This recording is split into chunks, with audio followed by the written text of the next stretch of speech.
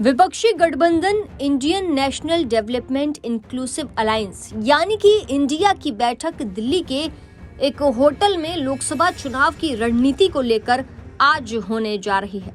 गठबंधन इंडिया में शामिल पार्टियों के प्रमुख नेताओं की बैठक ऐसे समय पर होगी जब हाल ही में मध्य प्रदेश, राजस्थान, छत्तीसगढ़, तेलंगाना और मिजोरम के विधानसभा चुनाव के परिणाम आए हैं। इसमें हिंदी भाषी राज्य राजस्थान और छत्तीसगढ़ से कांग्रेस को सत्ता से बाहर होना पड़ा, तो मध्य प्रदेश में सत्ता बीजेपी ने बरकरार रखी। वहीं तेलंगाना में कांग्रेस जीती। इन चुनाव को अगले साल होने वाले लोकसभा चुनाव को देखते हुए सेमीफाइनल के तौर पर देखा जा रहा था। ऐसे समय में मीटिंग को काफी महत्वपूर्ण माना जा रहा है। इस मीटिंग को लेकर बड़ी बातें क्या है, चलिए आपको बता देते हैं। विपक्षी गठबंधन इंडिया की मीटिंग को लेकर पश्चिम बंगाल की मुख्यमंत्री टीएमसी चीफ ममता बनर्जी के अलावा बिहार के सीएम नीतीश कुमार, तमिलनाडु के मुख्यमंत्री एमके स्टालिन और महाराष्ट्र के पूर्व सीएम उद्धव ठाकरे भी दिल्ली पहुंच चुके हैं। विपक्षी गठबंधन इंडिया के प्रधानमंत्री पद के उम्मीदवार को लेकर टीएमसी चीफ ममता बनर्जी ने कहा है कि 2024 के लोकसभा चुनाव के बाद फैसला लिया जाएगा। उन्होंने विश्वास जताया है कि गठबंधन सीट बंटवारे सहित सभी मुद्दों को सुलझा लेगा। बनर्जी ने उम्मीद जताई कि पश्चिम बंगाल में कांग्रेस, टीएमसी और लेफ्ट का गठबंधन हो सकता है। इस बीच टीएमसी ने कहा है कि कांग्रेस अपनी जमींदारी संस्कृति को त्याग कर ममता बनर्जी जैसे वरिष्ठ नेताओं को गठबंधन के चेहरे के तौर पर पेश करने की दिशा में काम करे।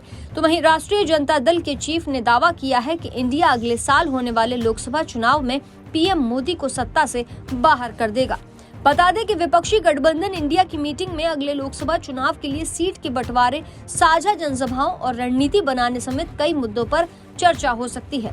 सूत्रों के मुताबिक ये बताया जा रहा है कि इंडिया गठबंधन की जाति आधारित गणना, न्यूनतम समर्थन मूल्य की कानूनी गारंटी और श्रमिकों के लिए सामाजिक सुरक्षा के मुद्दे को भी आगे बढ़ा सकता है।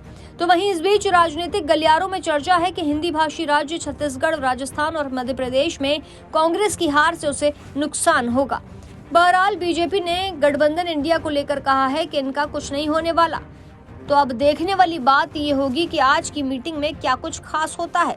फिलहाल ये साफ कर दिया गया है कि विपक्षी गठबंधन इंडिया के सामने यूपी, पंजाब और दिल्ली में सीट शेयरिंग को लेकर चुनौती है।